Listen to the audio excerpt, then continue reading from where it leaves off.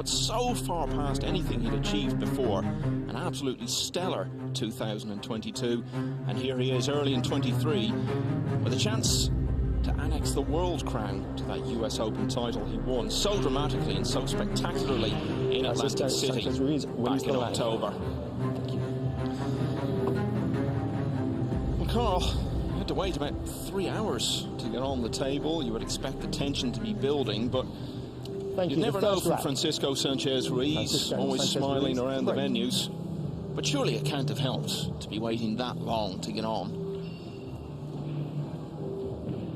I mean, maybe not, but the fact that we've got the practice tables out back, he'll have been having a drink, hitting some balls. I mean, realistically, in a race to 11, when it's 11-8, how quick can it really be? So, overrun a little bit, but very entertaining first match, Michael. Anything like this, we're in for a bit of a treat.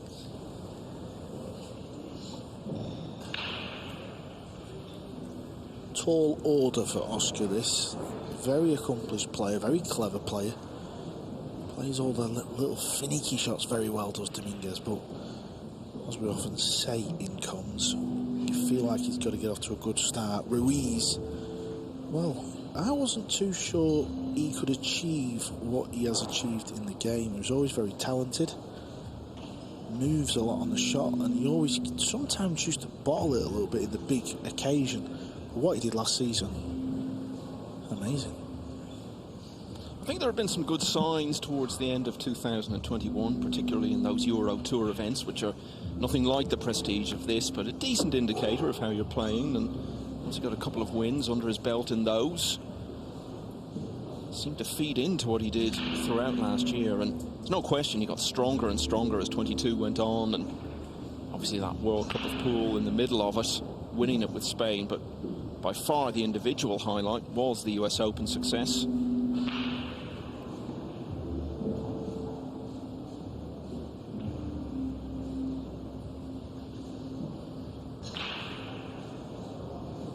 You saw 2 in brackets after his name there. He is the world #1. That's his seeding for the tournament is 2. Shane Van Boening seeded 1 as defending champion.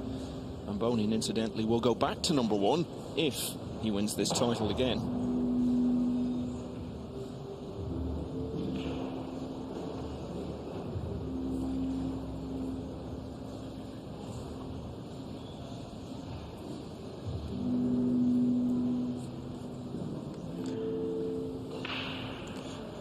Didn't land on the pink 4, and he's played a good safety shot. Yeah, there's a jump shot available. Oscar, well, he rates himself as one of the best jump shot players in the world. We've not seen many jump shots made this week, but what he's looking at here is he's looking at potting the pink 4 in the top right, and he's wondering if the cue ball comes over to the left, he may pot the brown 7.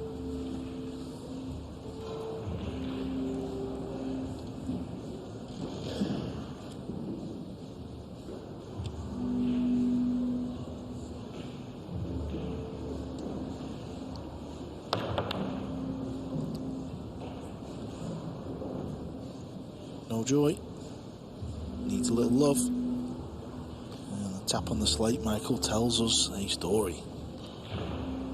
Be a lot of love for Wojciech Szewczyk on table 3, just in front of our commentary position here, if he can close out victory over David Al-Qaedi. We are keeping a close eye on that. Szewczyk, the local man, leading 10-9.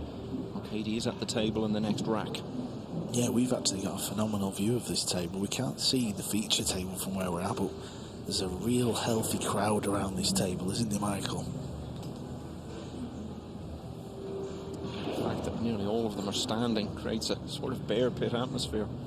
So we will, of course, keep you absolutely up to date on how that one is progressing.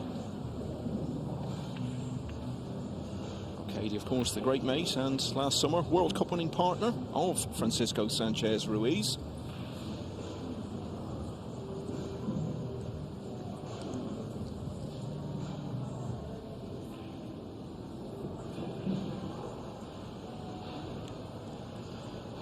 I think he can see an edge. Well, he's up to something here, I'm not sure what. Is he just trying to pot the 7? Yeah, he is, good shot.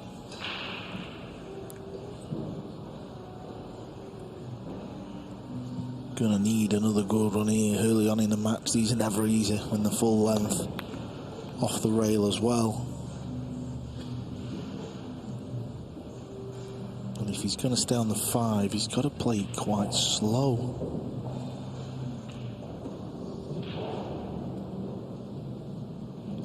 "31 years of age now, Sanchez Ruiz.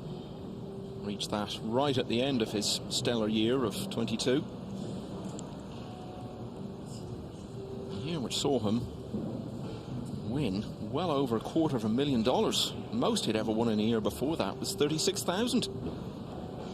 His total career earnings going into 22 were less, and he then won in the next 12 months. So that gives you an indication of just how big a leap forward he took.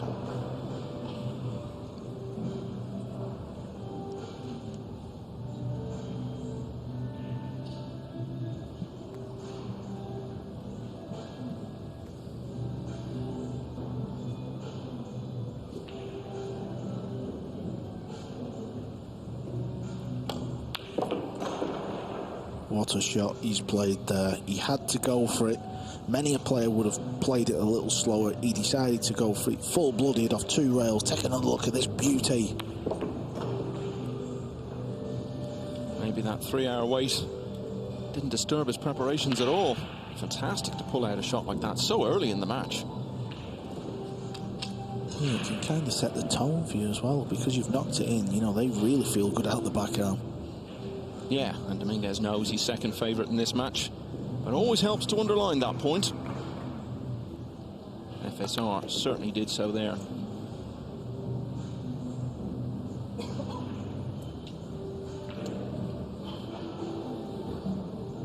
Talking about Shevchik, Mika Immonen is also on the hill at 10-9 against the British veteran Imran Majid.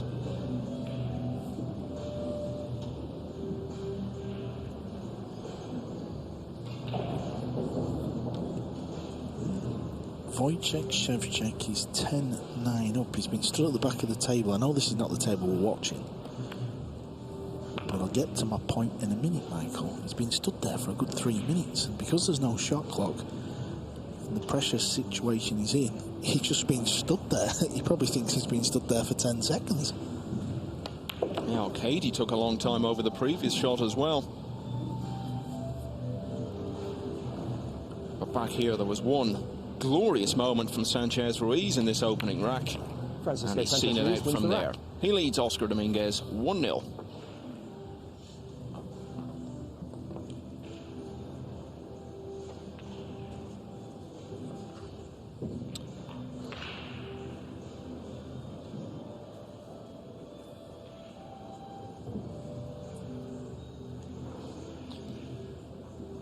Must be so full of confidence now. And I know what you were saying earlier, that he had a reputation for bottling big matches, and that may sound harsh, but I think it is fair that there were times when he did struggle to get across the line. Now, this is Mika Immonen, the champion of 2001, recently turned 50. And out on table 10, as I said, he's 10-9 up on Imran Majid. And it looks as though these could be the final moments. Clash of the over 50s, this.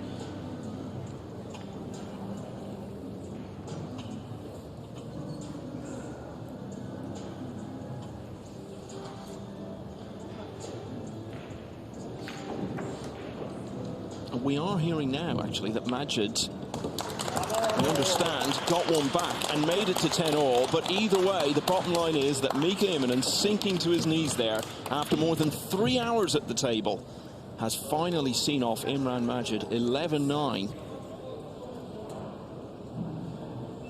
Well, could he do it again? 22 years on. Well, Mika got to the last 32 last year, didn't he? And he was involved in an absolute historic pool match. Unfortunately, he was on the wrong side of it, but he finds himself in the last 32 again. Well done. Yeah, you're referring to Friday night of last year's championship. 10-3 up on Shane Van Boening and ended up losing 11-10.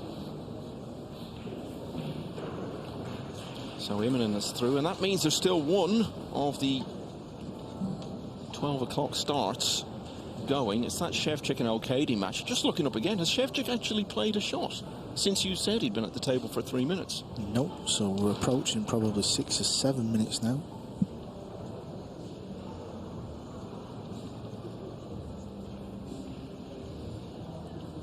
good news is, come last 16, shot clock will be in operation. It's very difficult when you've got 16, 17 tables to get a shot clock on all of them, but I think he's actually played a beauty. Anyway, Sanchez, he's looking to continue the form from 2022. What a year. And somebody's finally made a jump shot.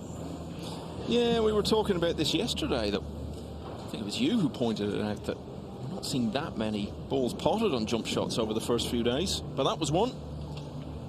Yeah, Shevchik in that match we're keeping a close eye on, pulled out a great pot on the 3. If you are going to make everyone wait 6 minutes or so for the shot, make it one like that. Usual faces making their way through to the final 32. This is a familiar thing we're seeing at these major 9-ball events. Yeah, we talk a lot. There are good players coming through all over the world, but the challenge for them is that the current top players are just so good that actually taking it to that next level and getting to later stages of events, so hard. Did see a few players do things like that last year. Delgado, obviously, the European Open, getting to a semi-final. It's so hard to break through with that top bracket being as strong as they are. I believe Sanchez may have hooked himself. If he hasn't, you can only see a small edge of this pink ball.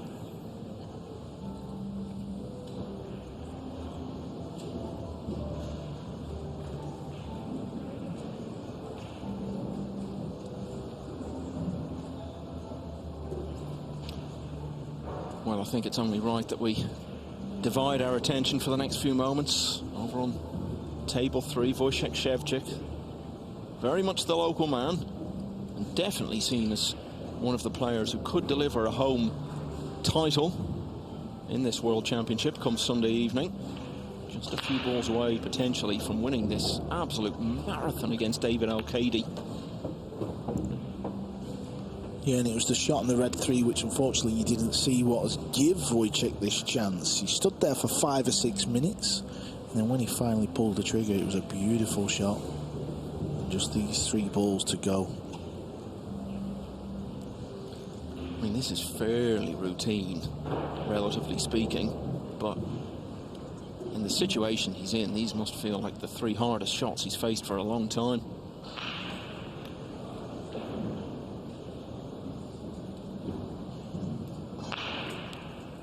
On table 1, Sanchez gets a little bit fortunate to leave Oscar tied up on the green 6, but at least he can pot this pink 4.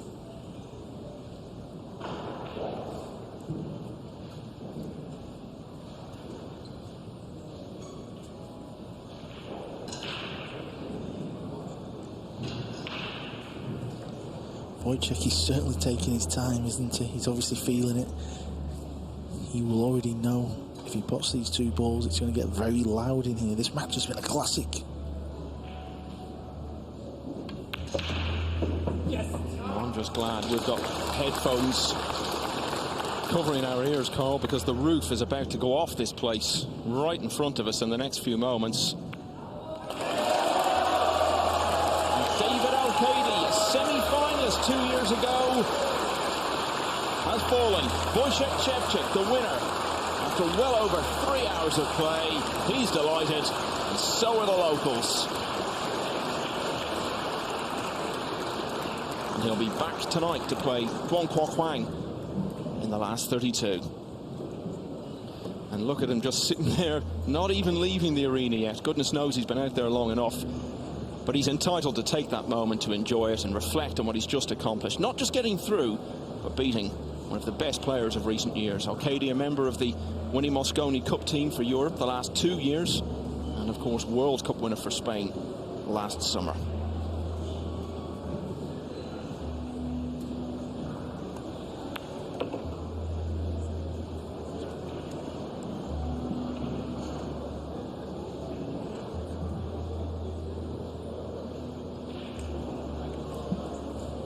I haven't had a chance to say much about Dominguez so far. He's 37 years of age. You see his seeding there is number 37. His actual world ranking is 40, but a little bit of movement in the rankings since the seedings were set, and also not everyone above him in the rankings is in the event for various reasons. One of 5 American players who made it through to this single elimination stage. This will just settle Oscar down.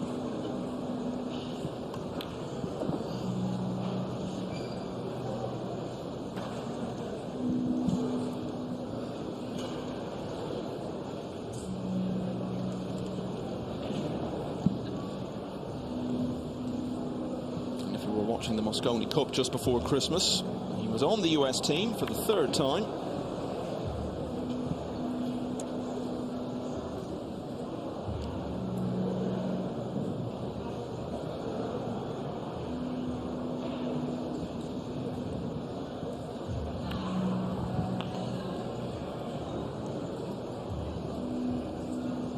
So Dominguez knows he's second favourite in this match, and of course the first thing you got to do is don't let your opponent in that situation get clear of you, get any early momentum. May yet happen, of course, but so far he's managed to rein FSR in, and it's 1-all. Oscar Dominguez wins the rack. So Mika Immonen among several players to win in dramatic finishes already today. Let's hear about his victory. 11-10 against Imran Majid. Congratulations, Mika. What a performance, and well done for holding your nerve at 10-10. Just how were you feeling? It was very jittery. It was a grueling match. We were both neck to neck the whole time. We just, you know, one by one, and he stayed with me, and I struggled with the breaks, but he also struggled. So it was one of those epic battles, and I got over the finish line first. So relieved.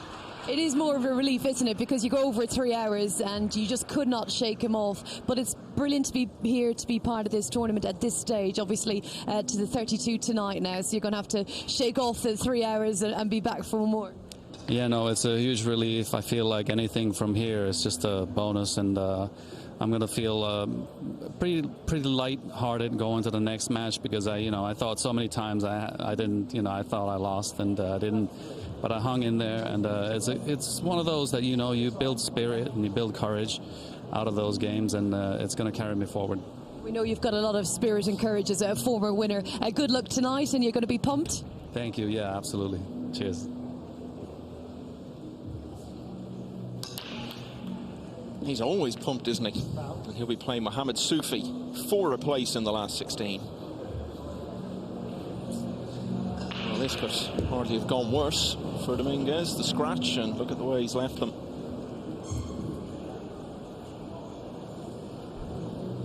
Ball in hand.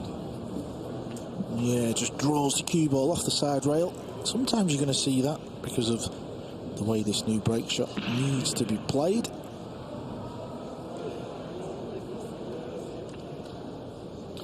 Not long since these two faced each other on a big stage. As I said, they were both involved in the Mosconi Cup a couple of months ago now. And Europe's first point was delivered by the all-Spanish pairing of Al-Qaedi and Sanchez Ruiz. A doubles match on the opening night against Earl Strickland and Dominguez.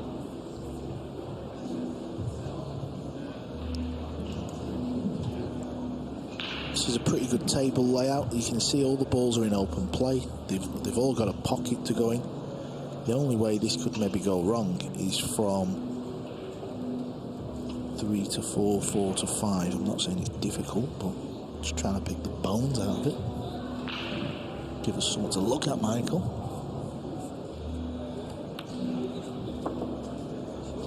He may soon be the only Spanish player left in the field. 6 of them started out. 3 got through to single elimination. We've just seen Al-Qaedi go. Jose Alberto Delgado is 8-1 down to Moritz Neuhausen.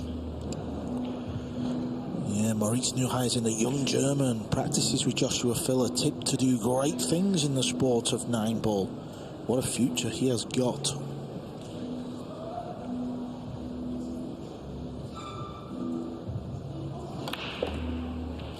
Great, obviously, to have the chance to practice with Filler.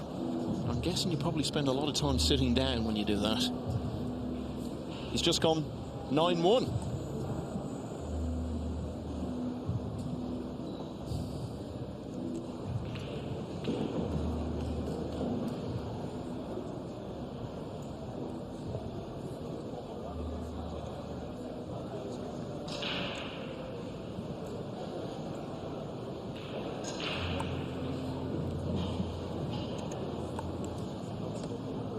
Tricky.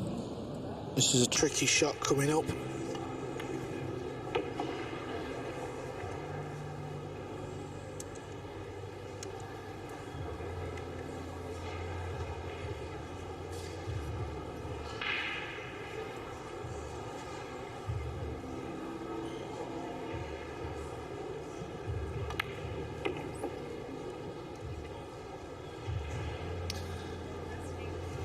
Sanchez Ruiz won 9-0 in his opening match against So Shaw.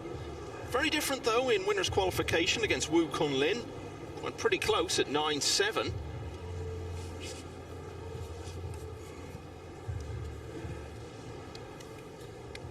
Should edge back in front in this match in the next few moments. Yeah, this has been a fantastic rack for Sanchez. It was a little bit awkward. He played a couple of good shots, and he's going to win the third rack.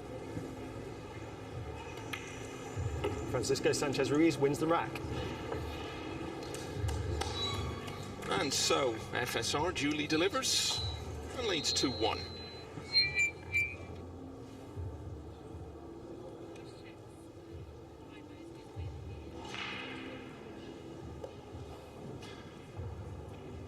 Images of Wojciech Szewczyk, and you can just see the relief written all over him there, his facial expression, the way he sinks onto the table after that 11-9 win over David Al-Kaidi, who you may have seen with a rueful smile in the background there.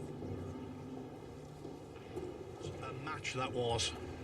Yeah, well, yeah, quick question, quick response, I agree. What a match. When you missed the 5-ball down the rail on the verge of winning, and then he started coming back, were there demons in the head thinking, if I lose this, I'll never forgive myself? Nah, you just try to accept what happened. I mean, yeah, I missed one shot, but I was playing a nearly perfect set up to this point. So I was telling myself, you made so many great shots, you missed just one, doesn't matter that I was on the hill, but of course it mattered. I was just telling myself.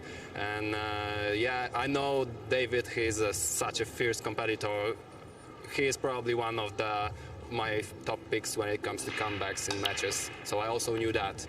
That was also a difficult part. And yeah, after that, I just, whenever we had some defense battle, it's hard not to get impatient. He's such a gentleman. He's got such stature in the game, Al-Kaidi, World Masters champion, Mosconi Cups, all that kind of stuff. To beat him in the World Championship anywhere would be a real feather in the cap, but to beat him here in Poland, it must feel wonderful.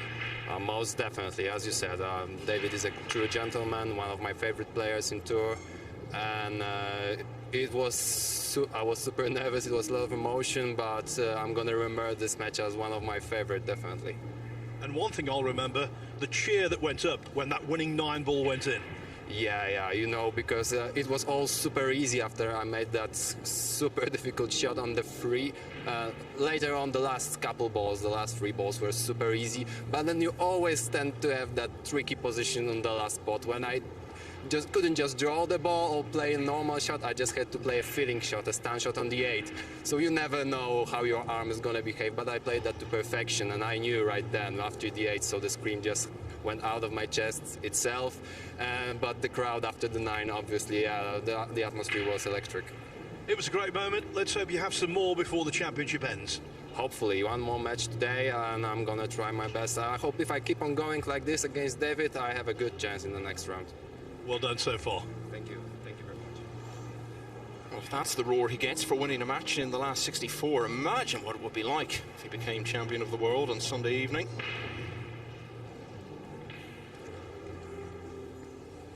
This man, of course, is one of the favourites. Probably the most likely of those who haven't yet done it. And we could have our first break and run of this contest. Yeah, he's such a good front runner. He's Sanchez Ruiz. The way he plays the game, if he gets a little bit of a lead, he starts to relax a little bit. He goes for them bigger shots. He's a hard man to stop when he's in front. And he is in front now. It was 1-all. Sanchez Ruiz has taken the next two. He leads by 3 racks to 1. By 11 racks to 8. Sanchez Ruiz to break, leading 3 racks to 1. Things going nicely for Sanchez Ruiz. The world number 1 has just had his first break-in run of the match. And he leads Oscar Dominguez 3-1.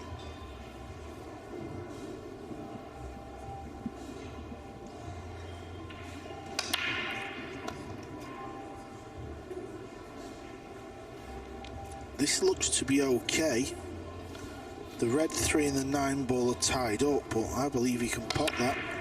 He's got a nice angle on the blue too. Well, the overhead maybe tells a different story. Maybe the red 3 doesn't pop. He's coming around to look if there's some sort of combination on. Does this go in the top left corner? Oh, it's close, you know.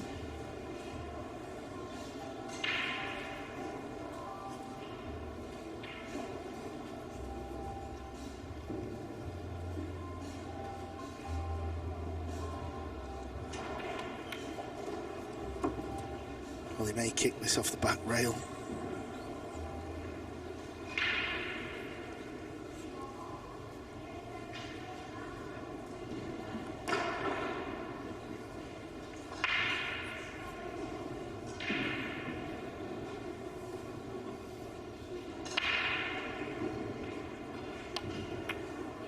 Has he hit it hard enough? No, nowhere near hard enough.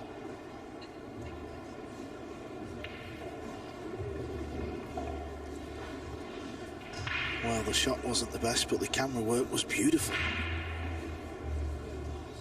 As was your spotting of what he was going to do, Carl. From California, Oscar Dominguez. His father, Ernesto, represented Mexico as a pool player and reached the last 16 of the US Open once. Oscar first played Mosconi Cup 2009, was on the winning side. Had to wait 8 years to play in it again. Lost on that occasion, and then another 5 years to play again just a couple of months back. All 3 of the Mosconis he's played in have been in Las Vegas.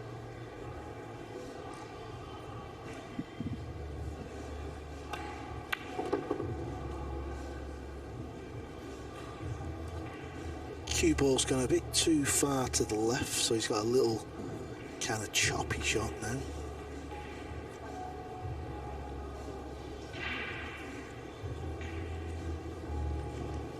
Defending champion. Well, he's getting his last 64 match underway. SVB.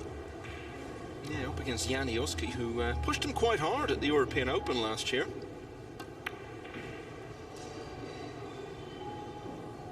Needs the green 6 to help. Oh yes, nice timing.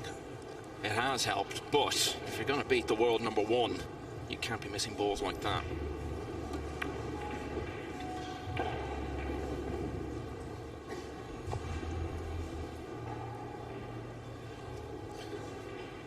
You mentioned Van Boning there. He and Dominguez are 2 of the 5 US players out of the original 9 who have made it through to the final 64.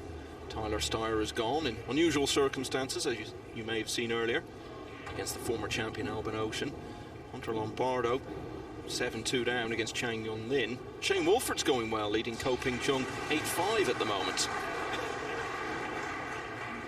Van Boning has just won the opener against Janioski. All the play on tables 2 and 3 available throughout the championship on Matchroom's YouTube channels.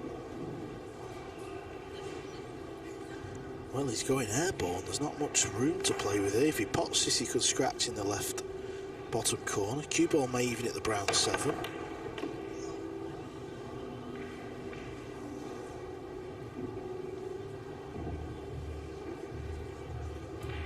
Well, it's better than ball in hand, but not much better.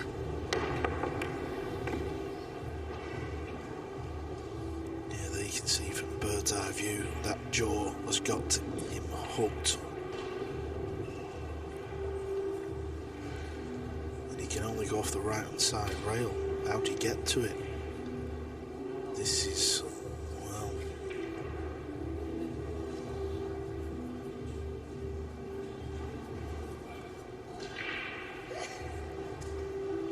He's attempting to play it off the right side rail after the middle, and he's got to get the cue ball swerving to create an angle past the 6. Oh, Francisco Sanchez Ruiz, that's why you're the world #1. What a shot! Everything he does around the venue, on the table, when he's being interviewed, it all just exudes a whole new era of confidence for him. And that was the one thing that we all felt was holding him back up until about 12, 18 months ago.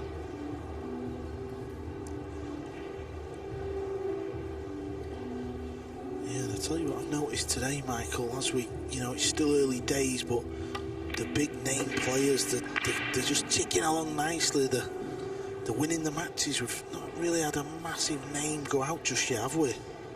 So this means it's brewing up nicely. Yeah, Al-Qaedi's gone, I suppose, but yeah, I know what you mean. The very, very top bracket, the sort of 4 or 5 who share around the very biggest titles. Yeah, and obviously he played Wojciech, so it was one of them matches where either or wins it. Sure. We've got a big name through, but all the others, you know, Albin's gone through. Jason Shaw's just qualified.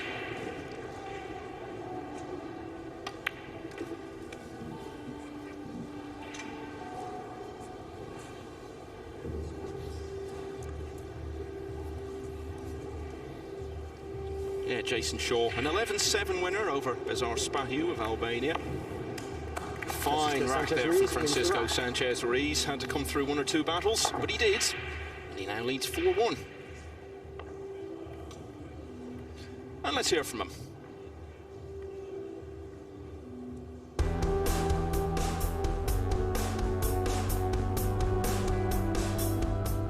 I love the event. The venue's beautiful. It's a small city, so it's not like the big cities that I'm used to. But yeah, it's beautiful out here. I'm enjoying it.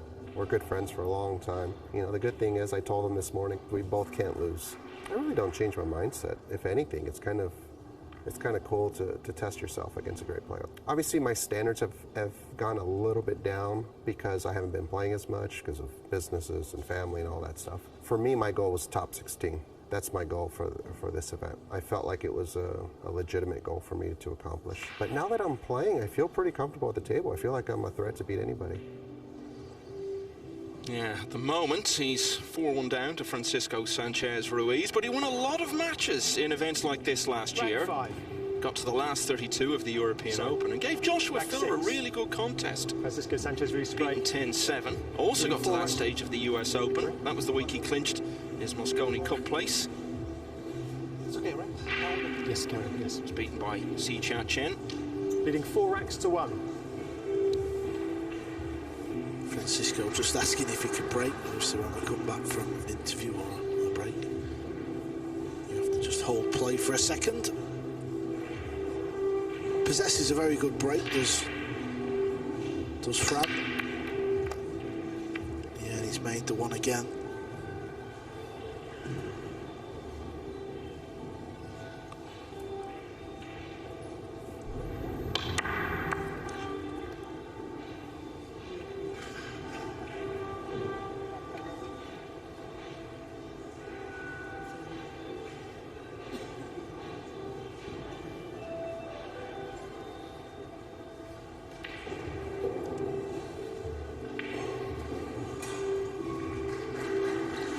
There is a gap, Michael, in between the green and the purple, isn't there? You can see it'll just go down that window into the corner.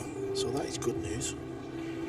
The pink 4 ball is just kind of in the way, so that's what's his concern. He's just got to try and navigate not to land behind that ball. Said there were encouraging signs from him year before last. That included this championship. He got to the quarterfinals, beat Naoki Oi to get there, and only lost 11-9 then to Oliver Shalnoki.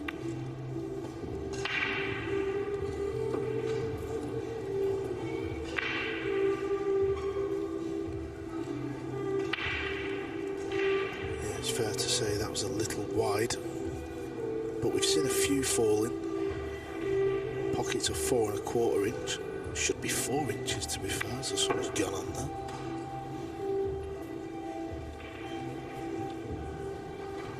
Worrying times for Oscar this now. Yeah, you wouldn't have ruled out that Dominguez could have won the match, but you knew if someone was going to win it comfortably, it was going to be Sanchez Ruiz, and this was exactly what we said Dominguez couldn't let happen.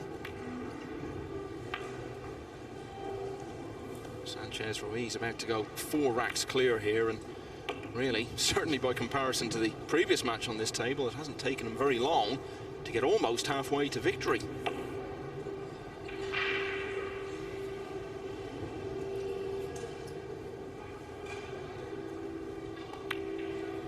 And another very composed rack for Sanchez Ruiz. He's motoring through the gears here. It's 5-1. Now, we told you that Jason Shaw's through. Hasn't won this title yet. Someone who we all agree is definitely capable of doing it. Former US Open champion. It was an 11-7 win over Bezar Spahiu, useful player from Albania. And he's always interesting to listen to, so let's hear what Jason Shaw had to say after that victory.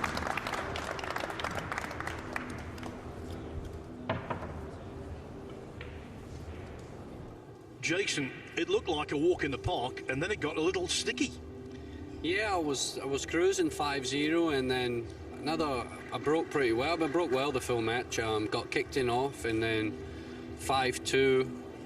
Played a couple of good safeties. He played a couple of good shots back and got advantage, and then played a bad positional shot and let me back in. I got up 7-2, and I break, make 3 balls. Cue ball gets kicked across the side pocket and back into the other side, and then I was sat in my chair until 7-7. So hats off to him. He played a good match to come back in. 7-7, he broke dry, and then I managed to get up 9-7, and then I broke and scratched on the break, and I was thinking, oh God, might never get another shot. But yeah, I managed to finish the match out and 11-7 win.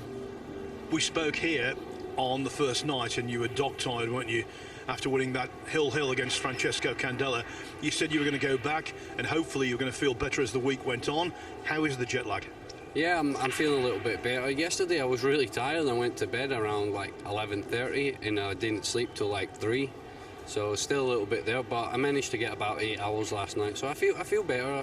Like I said, as the week goes on, hopefully I can catch up on the sleep. So what's the game plan now? Go back to the hotel for a while, or stick around? Yeah, I think I play around 8 o'clock tonight, so I'll probably get out here, go get some food, relax a little bit, and try and focus for my next match, and yeah, come back and hopefully I can do the damage. And with all of this snow, it feels like home up there in Scotland. I just said that to someone. Someone said to me, oh, the weather's bad. I said, it's just like being in Scotland. I said, I lived there all my life, and, you know, one day it's the sun's out, and then 20 minutes later it's snowing.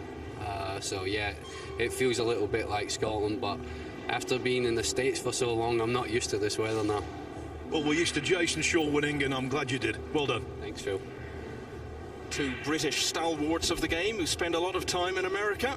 Phil Yates in conversation with Jason Shaw. We don't know yet who Shaw's going to play. At the moment, it looks like being the Canadian John Morra.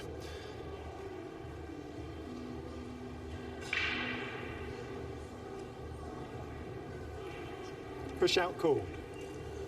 Push out called. Okay. I thought he might have been tempted. A cross bank in the corner. Maybe he feels the double hits on. Hence why he's called the push. You always have to call the push out. If you don't, it's actually a foul ball in hand to your opponent. Oscar, your choice. And we have seen that happen over the years, believe it or not. Yeah, I've seen it happen once or twice in big events quite recently. It's actually happened this week. Who was that? Missed that one.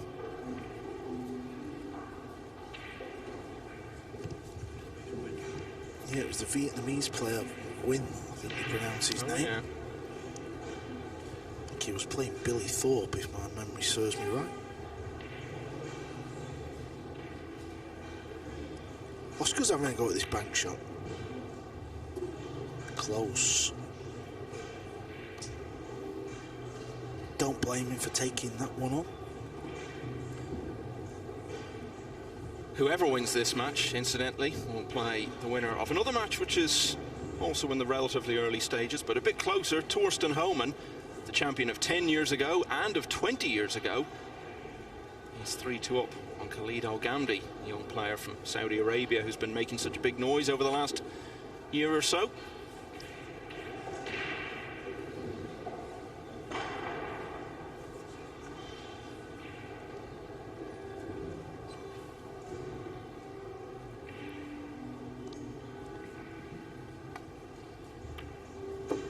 Good shot. It was a little thin one. It was all about the cue ball, and he found that gap in between the green and the red ball nicely. Gave good early indication of how good a year 2022 was going to be for him on the Derby City Classic 9-ball in January, picking up off the back of that strong finish to 21 that we were talking about. And then that amazing run the UK Open in London back in May. Lost his first match, nearly lost his second. Ended up turning that round, and it was the first of 11 matches he won to get to the final. That was a great shot he's just played there, Michael. Had to send the cue ball off 3 rails to avoid the 9, and he's done a fantastic job. He's really looking so comfortable. Knows he's got a big lead. His opponent hasn't played great so far. Just thriving on it all. That UK Open run ended when he lost in the final to Joshua Filler, but soon after that, the World Cup success with Spain, beating Singapore in the final, and all led towards that US Open success in Atlantic City back in October.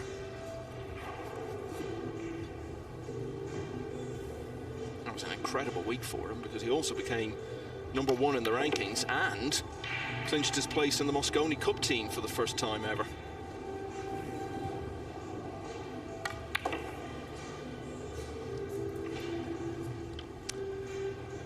And this match is starting to fall under the category of dominant, because Francisco Sanchez Ruiz made the push-out call. It went his way. All paid off, and he now leads 6-1. Shane Van Boning, you can just see there in the corner of your picture, the reigning champion, 3-0 up against Jani Uski, a steadily improving player from Finland. Alex Pagulayan and Joshua Filler. Now that's a rematch of Pagulayan's win yesterday. Filler got back in through the loser's side. That's 4-all at the moment. And you see the details we've been talking about. Look at that, both of those notable achievements last year, within about 4 months of each other. US Open and the World Cup of Pool.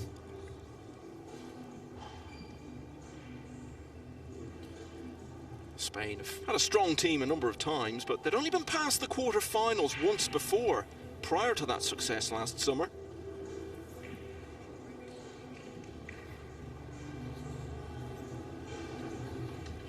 Rack 8. Eklund Kachi, 8-7 in front of Mario He. That's a heavyweight clash.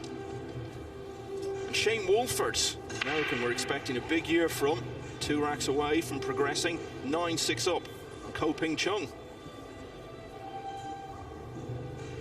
Eklund Kachi's going undercover. Not really seen much of him or spoke about him, but another player that's very capable.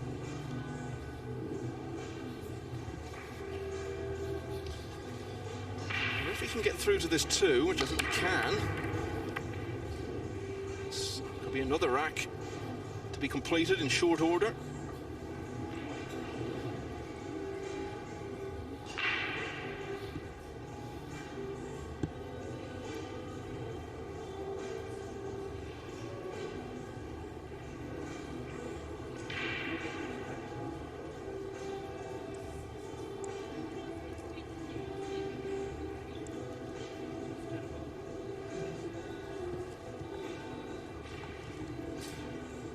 Let's just have a look in on Pagulayan and Filler. Great match yesterday. As I was saying, Pagulayan, in a clash of former champions, won 9-7. Filler had to go over to the loser side, got through very comfortably in the end.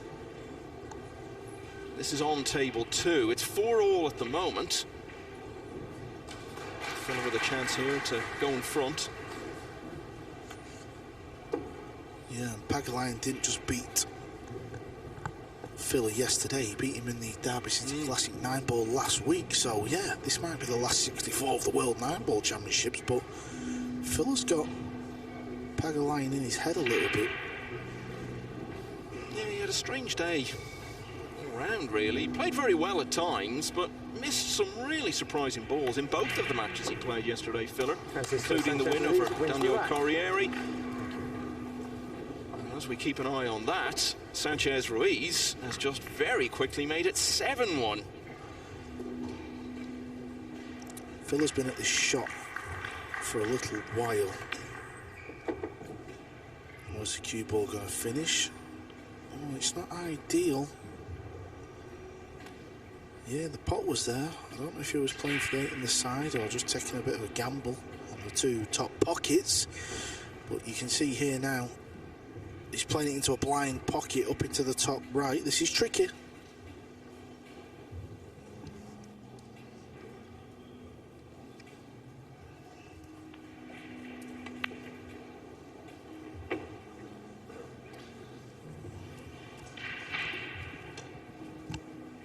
Well, it didn't go in clean, did it? In fairness, but it did go in. That's all that matters. This to take a 1-rack lead. Early in 2023, but it's already the 3rd time these two have met in a big match this year.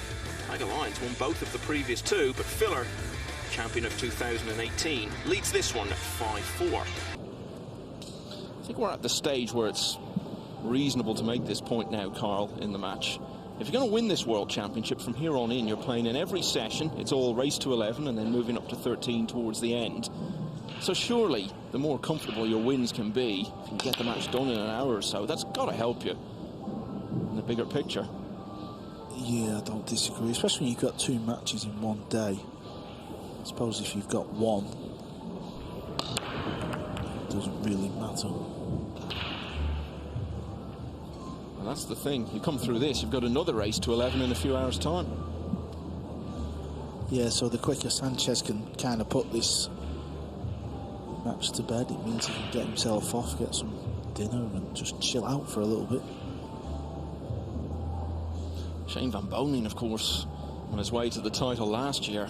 He didn't conserve much energy along the way. He had so many close matches. The final was actually one of the more comfortable wins that he had. Well, when I last told you, he was 3-0 up on Janiuski this afternoon. The Finn did manage to take the next rack, as that 2 just dribbles in. But Van Bonen has gone 3 clear again at 4-1.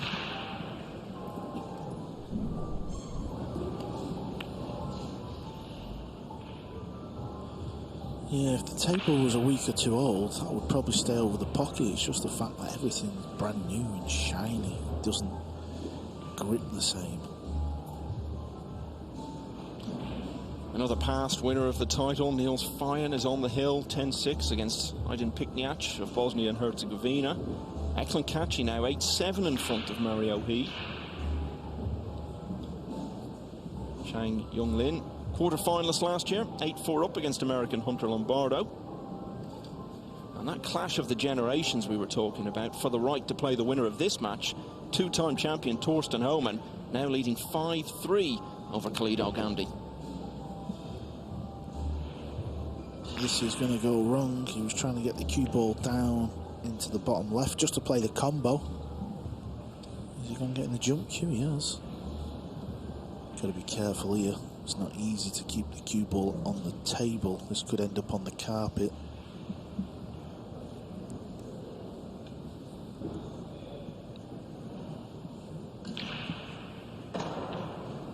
Yeah, where the black 8 is, the 7 ball may go off the 8 as well. You were just looking at kicking it there. I think that would be the sensible option for Francisco. At least you guaranteed the cue ball on the table. I think he's going back to his chair to swap cues.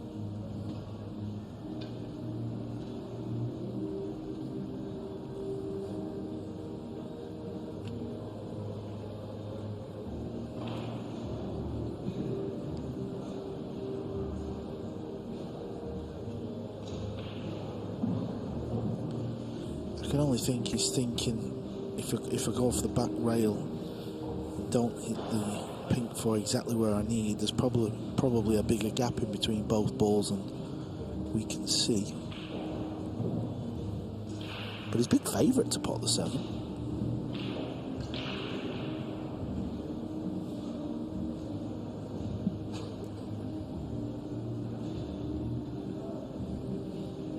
Is it a change of cue again? It is. Well, he won't have this much time if he gets through to the last 16, that's for sure. That's it. It's going to have a very different feel, and I think we're noticing the absence of the shot clock very strongly these first few days.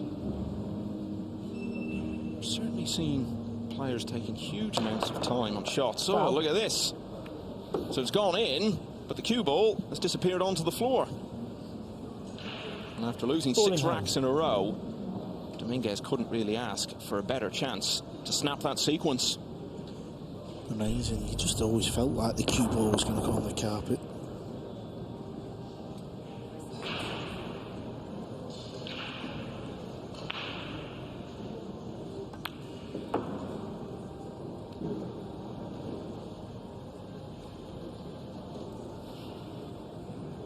It's Dominguez himself who's been on the floor for the last half dozen racks.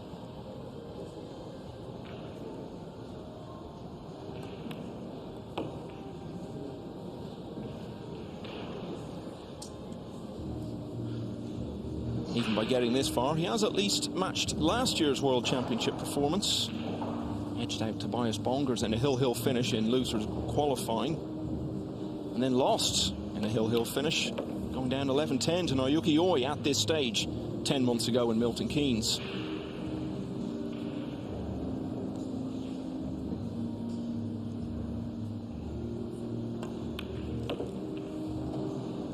That cue ball stays on the table. It's probably 8-1. Instead of which, ball in hand, Dominguez really didn't have much left to do, but he has done it. Dominguez wins the rack. That's the first rack he's won since rack 2, and it's now 7-2. Dennis Grabber of Estonia, 6-3 up against Robbie Capito from Hong Kong. Jan van Lierop is leading 7-5 against former champion Ko Pin-Yi. Shane Wolford edging towards victory, 9-7 up against Ko Ping-chung. And it's 8-all now between Eklund Kachi and Mario He out on table 5. The Big O, he's known as, Oscar Dominguez. Only 37 years of age. It sort of feels like he's been around forever. Was all the way back in 2009. He first played in the Mosconi Cup, so he's now been on the US team in 3 different decades.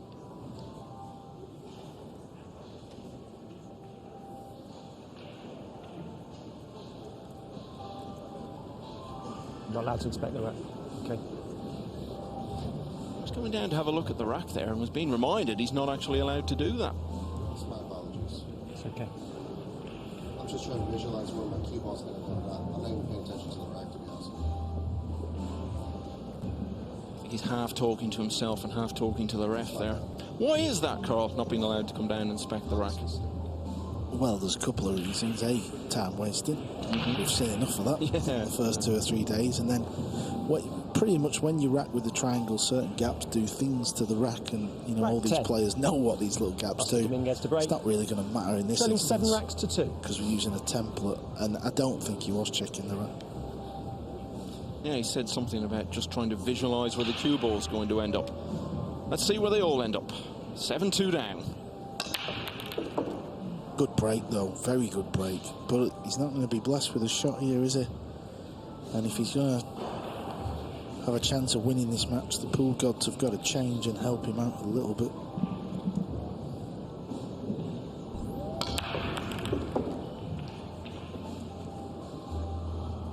Overall, with the pool gods that you like to talk about so much, good to you over the years, Carl, in your playing days?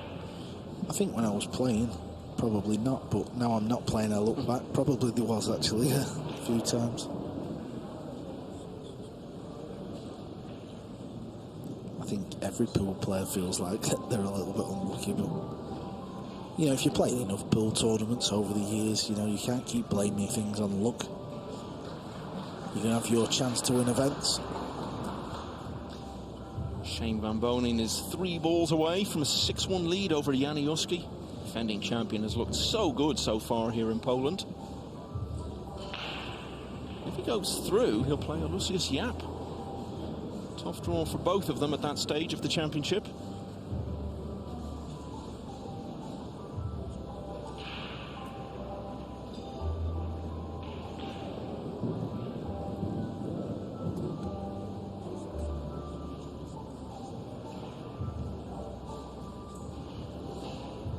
Wasn't a great Mosconi for Dominguez.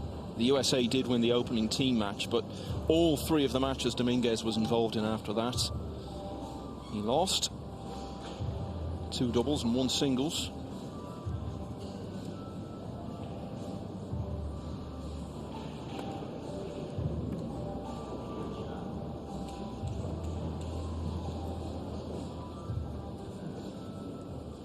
Good effort there. Very good effort.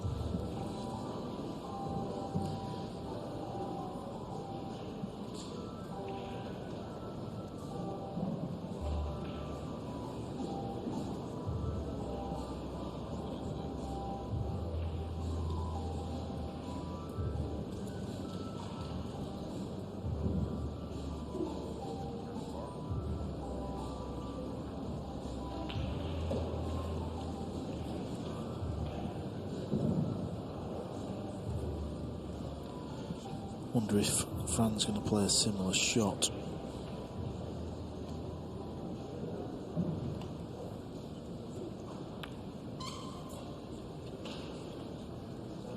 No, uses the pink 4.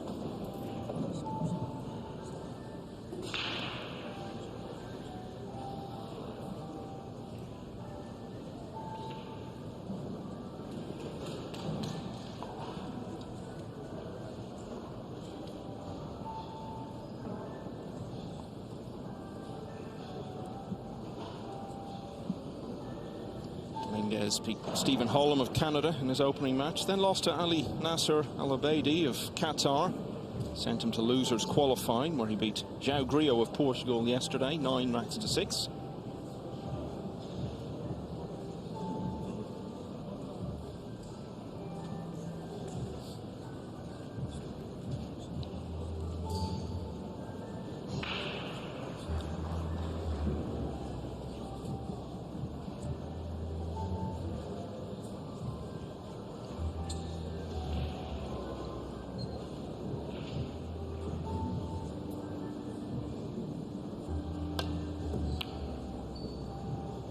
Ooh, well, didn't get the little bit of fortune that would have seen it drop in the corner, and he's left it.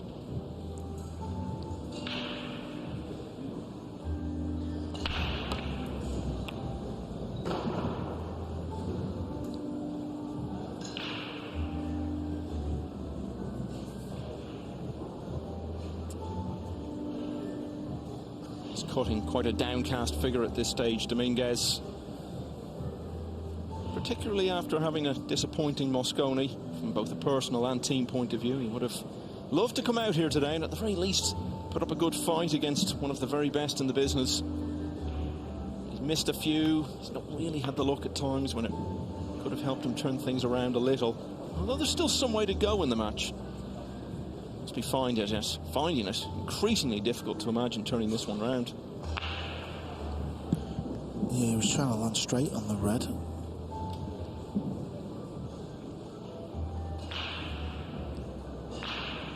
That way he could have just drawn the cue ball back.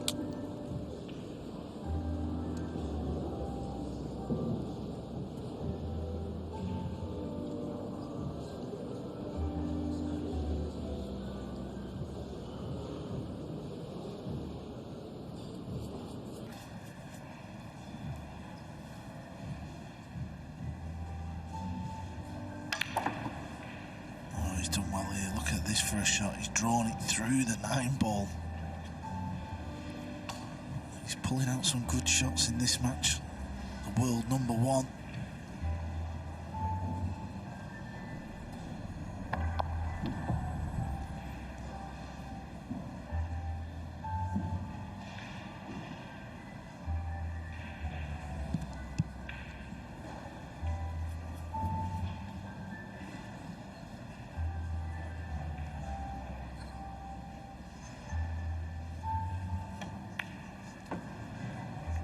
bump on the 9 has meant he's no cut on the 6, so if he's going to win the rack in this visit, he's going to have to play a bank shot.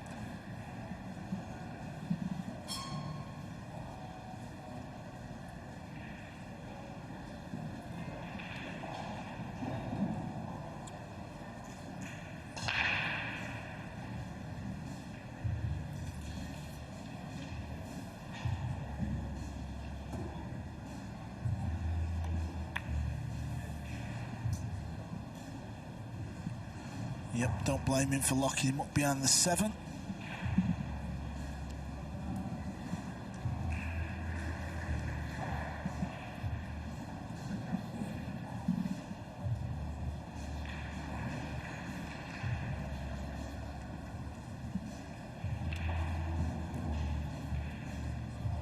Good kick off the top rail, trying at the side rail, maybe pocket it in the bottom corner where the green 6 is near.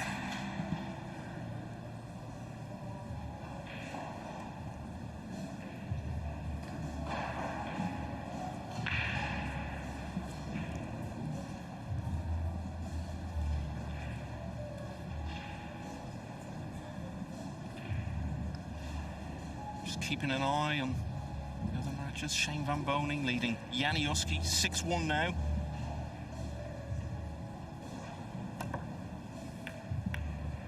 Joshua Filler 6-5 in front on Alex Pagulayan. Look at this. Things just not falling his way today, are they? Hasn't helped his own cause at times, but on one or two occasions when good fortune would have been most welcome, it has not been forthcoming.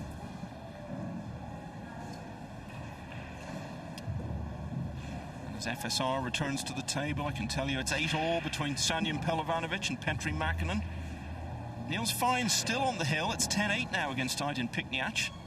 Mario He is 9-8 in front of Eklund Kachi. Chang Young Lin with an 8-7 lead over Hunter Lombardo, who was much further behind earlier on, so battling back well.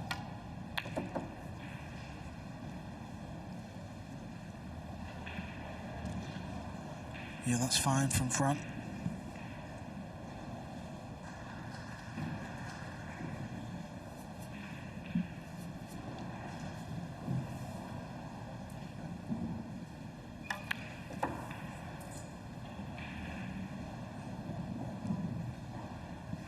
Just it hasn't happened for Oscar Dominguez. He always felt like he was second favourite coming into this match, but you know, he can play this game, there's no doubt about it. Well, if he loses this match, I think it underlines his standing in the game, really. He's good at beating most players you see at these events, gets through early rounds, but can't seem to get the wins against the big names. And he's really up against it in his quest to get one here, because having lost the previous rack, Sanchez Ruiz takes that one to go 6 clear again at 8-2. And already he only needs 3 more to get through to tonight's play.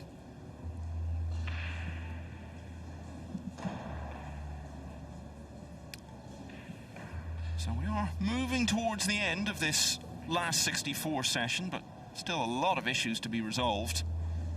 7-1 now for Shane Van Boning, the champion, against Janiuski.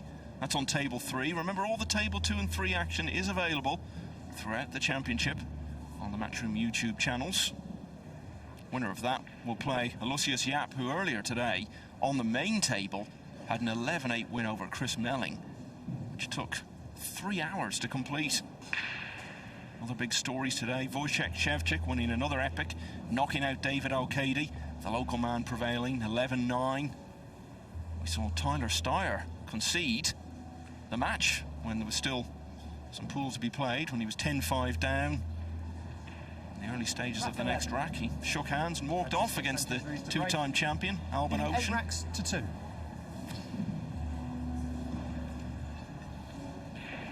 Niels Fine has really been pushed by Pikniak, who's now close to 10-9. While Eklund Kachi has taken rack 18, so 9-all now in his match against Mario He.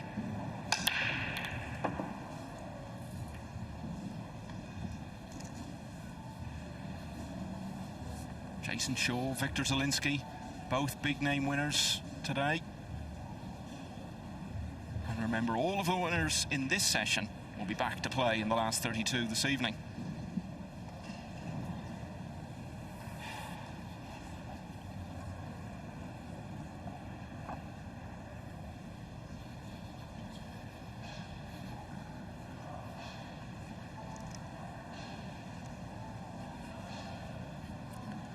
Balls are just coming out a little tricky off the break, aren't they?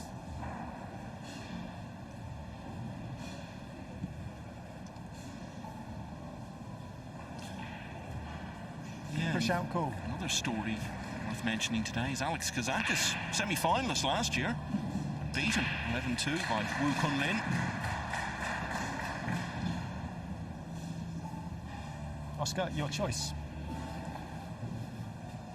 So we are seeing now a number of the players who wouldn't be the very biggest favourites for the title, but players you could see winning it, just falling by the wayside.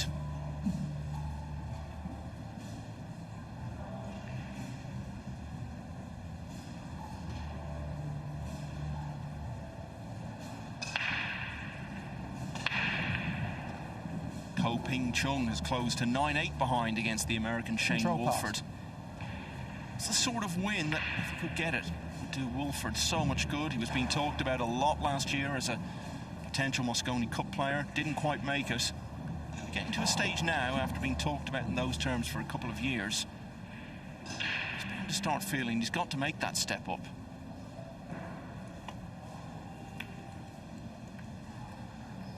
This has gone wrong.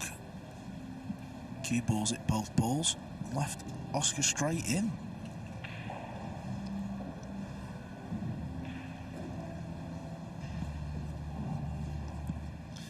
We were saying earlier, Sanchez Ruiz may soon be the only Spanish player left in the championship. David O'Cady losing earlier, and Jose Alberto Delgado on the brink now.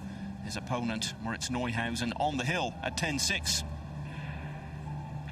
Winner of that will play Victor Zielinski in the next round this evening.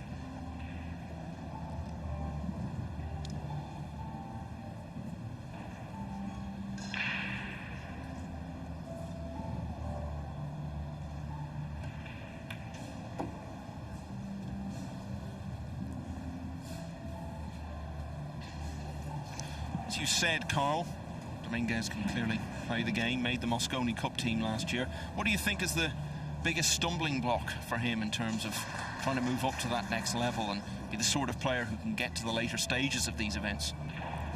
I think it's just a case of he's only, beginning of last year, he decided to start travelling around to all the events. I think it may just be a case of trying to get a big win under the belt. Obviously, when you're not playing on that match table and you're playing one of the big name players, until you get that victory, you kind of don't know how to win.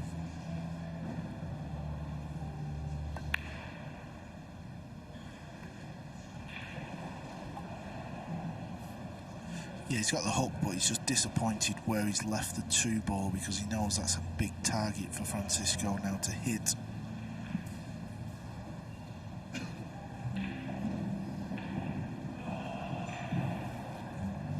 Hunter Lombardo continuing his remarkable turnaround against Chang Young Lin. He was way behind, but he's completed the comeback now to draw level at 8-all.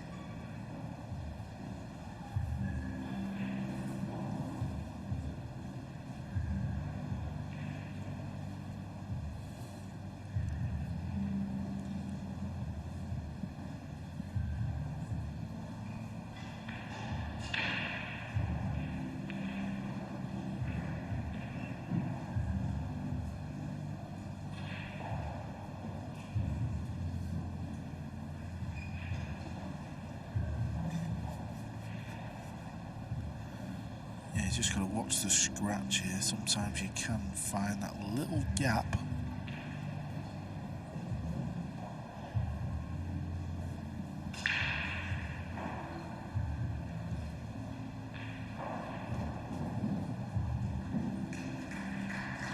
Meanwhile, as Sanchez Ruiz has been sizing up this shot, another rack has ticked by in favour of the reigning champion Shane Van Boening. He now leads Jani Uski 8-1. He's won 5 racks in a row now.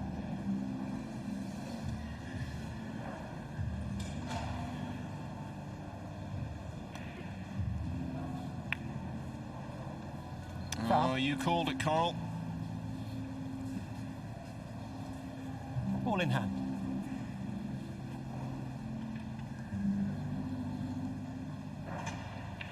And again, a good chance here for Dominguez with ball in hand. Saw him take advantage of it a couple of racks ago.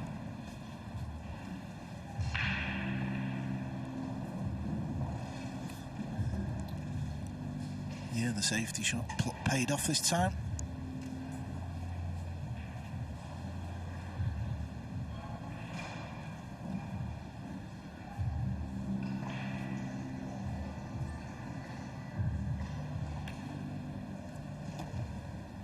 To go back to another American, Hunter Lombardo, who we were talking about, has really turned it round from a huge deficit. Now leads 9-8 against Chang Yong Lin. And Jose Alberto Delgado clinging on against Moritz Neuhausen. He's won the 17th rack to close to 10-7. Let's look in on table 2. This is Alex Pagulayan, who beat Joshua Filler and sent him to the loser's side yesterday. Filler got through, but here they are meeting again. And it's the German leading 7-6. Pagulayan has beaten him twice in recent weeks. Also had a victory against him at the Derby City Classic. And while we've been talking about that, Dominguez has broken down on the main table. Back here, Pagulayan looking to level at 7 each.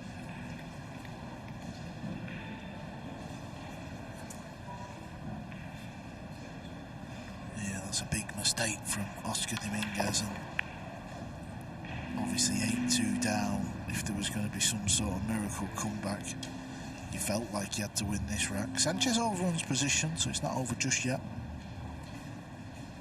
Well, I think if your theories about the pool gods and how they operate are true, Carl, then you've seen it in action there. Dominguez has really not helped himself at times in this match. Alex Pagulayan, though, has helped himself to rack 14. So level at 7-0 with Joshua Filler. He must really be getting under Filler's skin at this stage after those 2 wins over him recently. Filler will clearly have gone out there feeling he's got something to prove. Not working out the way he would have hoped. 7-0 and heading for a close finish. All the table 2 and 3 action available on the Matchroom YouTube channels, as we were saying. Mario He is on the hill now at 10-9 against Eklan Kaci. Alexa Pejcelj, the young Serbian player, has made it to the hill at 10-7 against Roman Hibbler.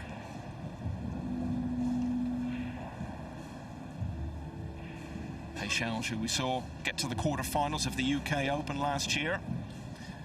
Let's see some more action from the other tables. This is table 3. Shane Van Bonen, I told you, 8-1 up on Janiuski. He's added another rack. There's a couple of balls away from going to the hill. Look at that. 2 best players in the world, both on the screen at the same time.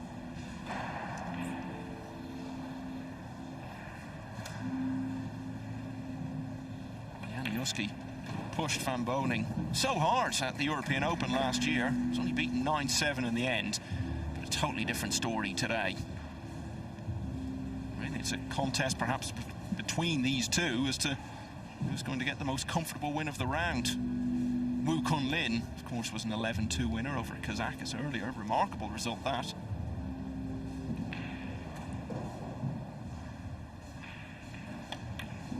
So we've got make it half a dozen players on the hill now in various matches. Just lost the cue ball there a little, so he's going to have to bear down on this one. At 8-2, you don't want to start missing these, and things can start to get a little bit silly out there. He's been in total control of this match. To put it to bed, you'll get yourself some dinner.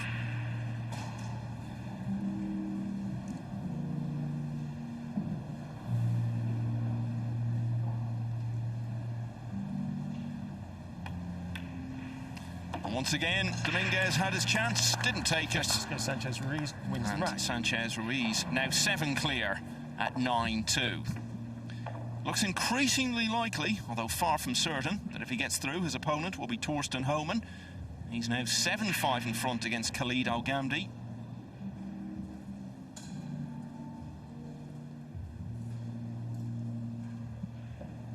As we've said, Shane Van Bonen on the hill only needs one more against Janiuski, and he's basically got 10 goes at it. Got Moritz Neuhausen, Shane Wolford, Niels Feijen, Mario He, Alexa Pechelge, all just looking for one more. So we could see a lot of results coming in now in the next few minutes.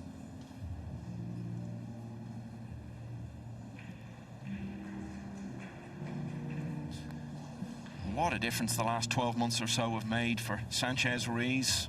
Someone who there were questions about in terms of getting over the line in big matches and in the later stages of big events and against the very top players. He has answered all those questions so emphatically.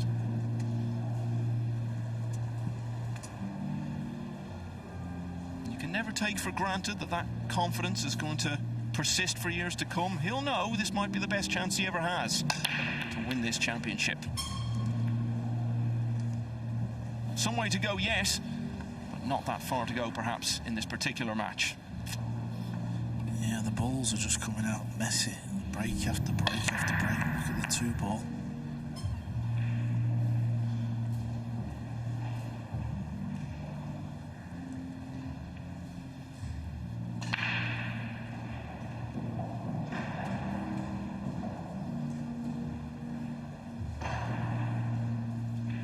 Push out call. There's the push. Dominguez will play the shot or give it back. Oscar, your choice.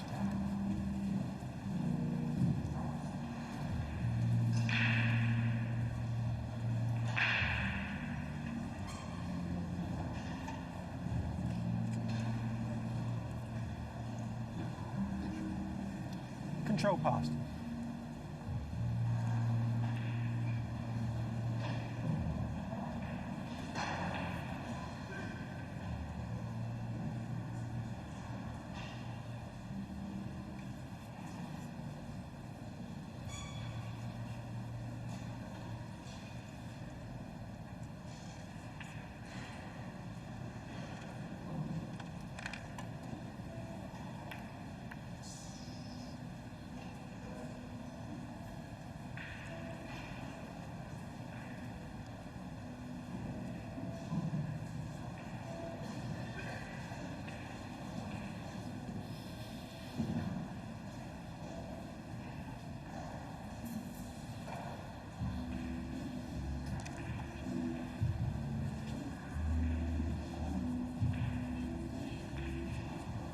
Now, I told you about Niels Feijen, the former champion, being on the hill against Aydin Pikniak, who has battled so well in this contest to claw his way back to 10-all, but it looks as though it may all be in vain, because Niels Feijen has just got over the line. Someone who still firmly believes, even in his mid-40s, that he can win this championship again. And he has just survived quite a battle there. Niels Feijen winning 11-10. And at the moment, his most likely opponent is Petri Mäkinen, because he's on the hill now at 10-8 against Sanjin Pelovanovic.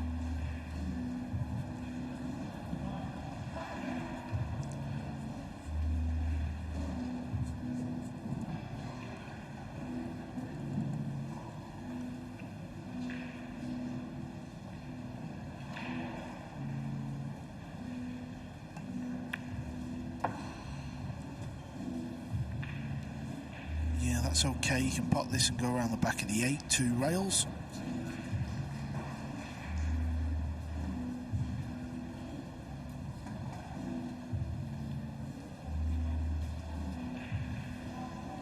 Do you think the way he plays, Carl, walks around the table so many times and really does take a long time over his shots and figuring out every possibility, makes it very hard for him to establish any sort of rhythm and momentum? Yeah, maybe so. I mean, obviously, everyone plays at a different style, I suppose, but maybe if he doesn't, you know, in the next couple of years get any success, he could maybe change and try and play a bit quicker. One thing I've noticed today, we've seen a lot of close matches, haven't we? There's not been a lot of runaways. There's been a few, but there's been some very good contests out there. One of those runaways is the match involving the reigning champion, Shane Van Boning, but Janiuski has taken the 12th rack there, so prolonging the contest a bit longer. That's 10-2 now.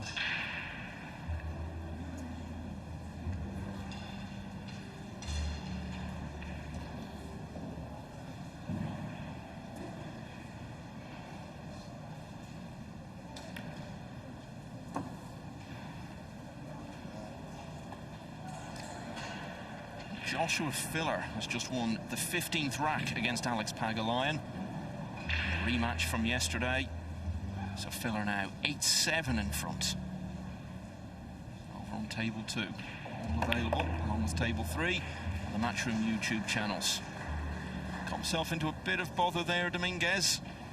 He's largely played his way out of it. This one will just take a little bit of care, but should be fine.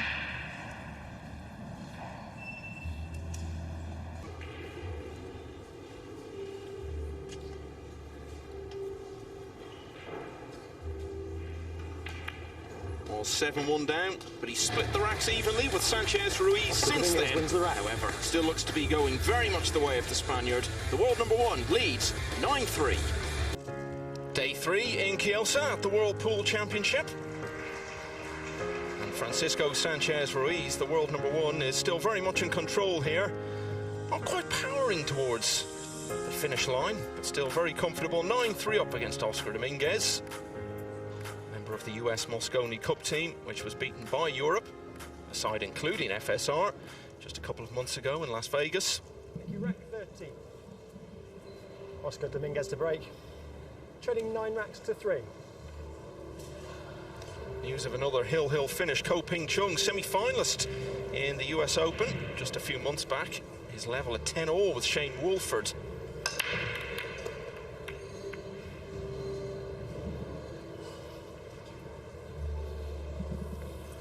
This looks a useful split though, doesn't it? I mean, if Oscar can run a 3 or a 4 pack, you never know.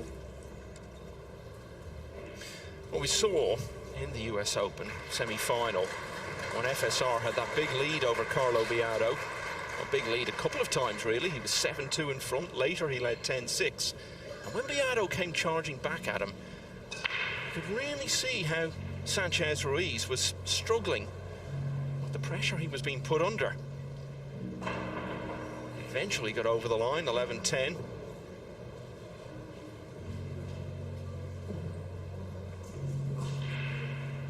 It's just what Dominguez has failed to do, really, in this match. Test Sanchez Ruiz in that way.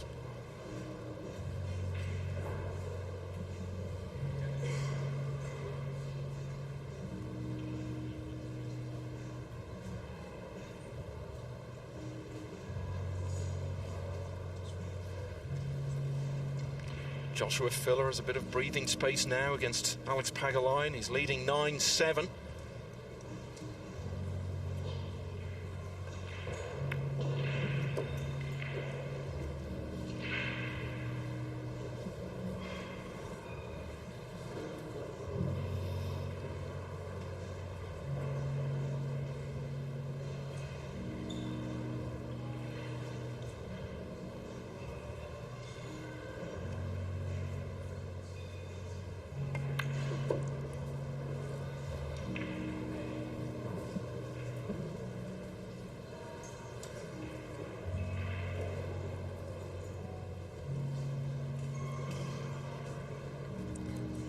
Yeah, this is why Oscar's took a little bit of time, because he needs an angle on the purple 5 to knock the green 6 out, because it doesn't look like that green goes in the pocket.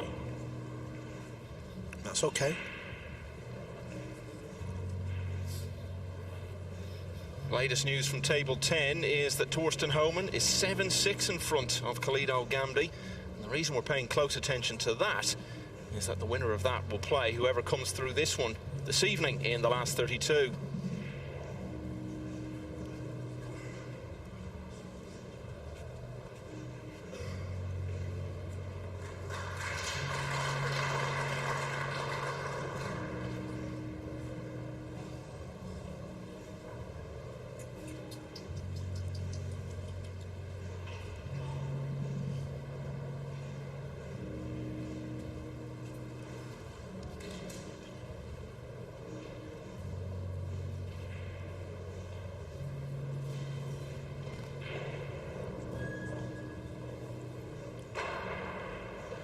he's not happy with something, but I don't really know what. I mean, the referee does have the power to have a little friendly word with the players, just, you know, just keep things.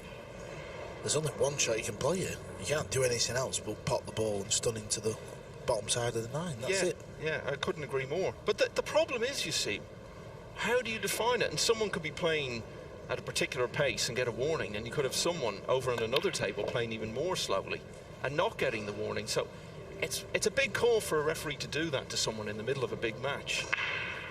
Yeah, I mean, I think there's a way of saying it as well. He doesn't have to say, you know, this is a warning and stuff like that. You could say, don't forget, guys, let's keep pace of play decent. You know, a certain way you could make it known.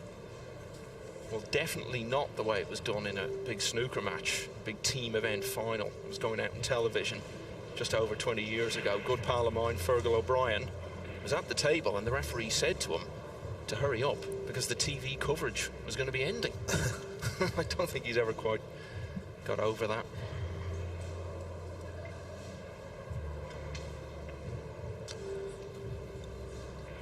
Yeah, I wonder if we could try that. That'd be quite interesting, wouldn't it? I think we have the scope to overrun. I think it was different on that occasion because it was on a general channel. But don't phrase it that way. Oh, and you've got to think the amount of time he's taking over shots leads to things like that happening. Yep, it was a poor miss. Just overcut it into that rail from there. It's such a hard game. I mean, even you, who've been one of the best in the world, know that.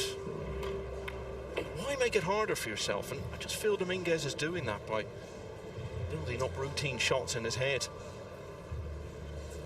Yeah, so Sanchez Ruiz here in this situation, he would have liked to have been straight on this ball. Now he's got to get the cue ball moving.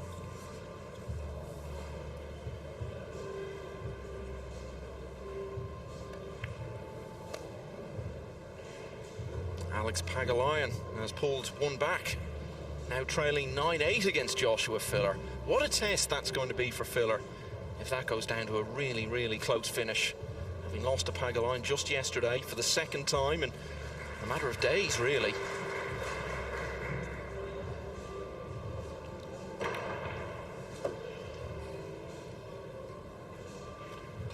Well, Dominguez, as we said, was grumbling about something during that rack, but in the end, only himself to blame. Mr. Routine Ball. Sanchez Ruiz has taken the opportunity to go to the hill.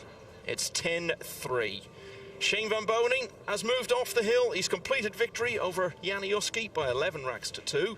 Very different to their match at the European Open last year, when he only won 9-7. So let's hear now from the reigning champion. Shane, you're going great guns, 3 matches, and you only lost 6 racks. Yeah, I mean, I'm running a lot of racks, so that's a good thing. So I'm just going to keep doing what I'm doing. When you win easily like this, is it a help towards the end of the tournament because there's no stress involved?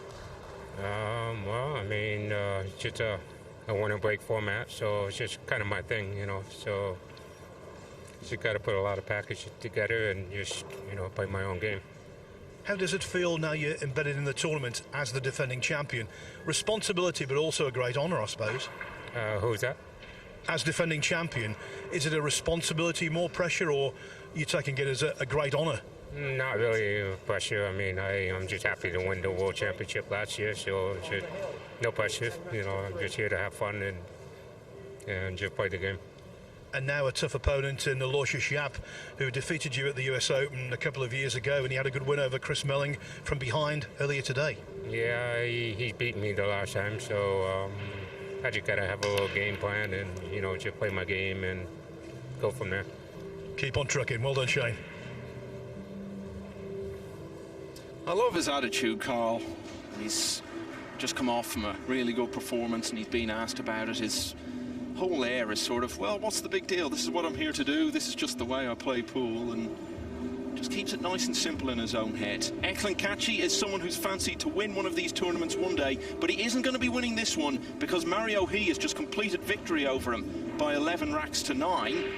And the winner of that will play either Shane Wolford or Ko Ping Chung. They've gone to a hill-hill finish. So whoever wins that deciding rack will now play Mario He. Mario He lost his opening match of the event as well. I remember speaking about that.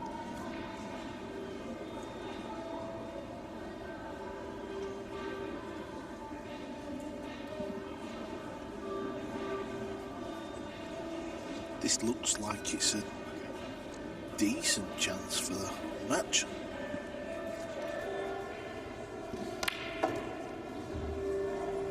Both of the players who started out in this championship from Bosnia and Herzegovina made it through to the last 64, but they've both been beaten in the last few minutes. We told you about Aydin Pikniak going down after a great battle, 11-10 against the former champion Niels Fayen. Well, Sanjin Pelovanovic has also been beaten now, going down 11-9 to Petri Makinen, who will now play Fayen in the next round. Also, what about the young Dutch player, Jan van Lierop? Yeah, 9-7 up against Ko Pin Yi. Now, let's take a look in as FSR tries to finish this one off. Table 2, Pagalayan here. It's 9-7 down to Joshua Filler. And now it's 9-all. And you can watch Matchroom YouTube if you want to see the finish of that one. All the Table 2 action available there. Table 3 as well, of course, throughout the championship. Alex Lely, Europe's Mosconi Cup captain, describing the action throughout the week on Table 2.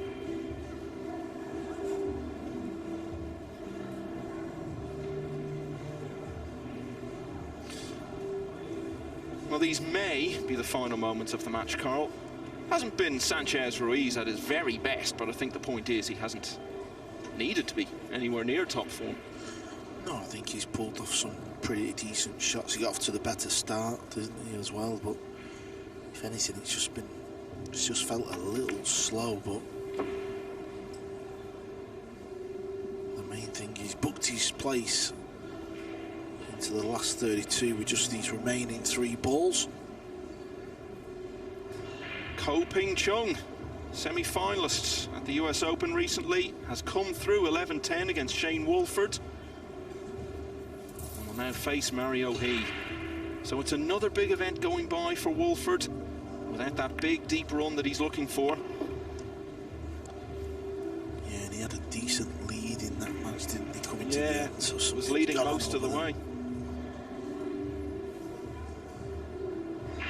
Chang Yung Lin had a good lead over Hunter Lombardo. The American turned it round to go in front, but now it's Chang on the hill there at 10-9. Jan van Lierop, we were mentioning a few moments ago, on the hill as well, 10-7 against the former champion Ko Pin Yi. And maybe Francisco Sanchez Ruiz is going to be the champion this week. He's the world #1. He's one of the favourites for the title, and he's comfortably seen off the challenge of Oscar Dominguez by 11 racks to 3.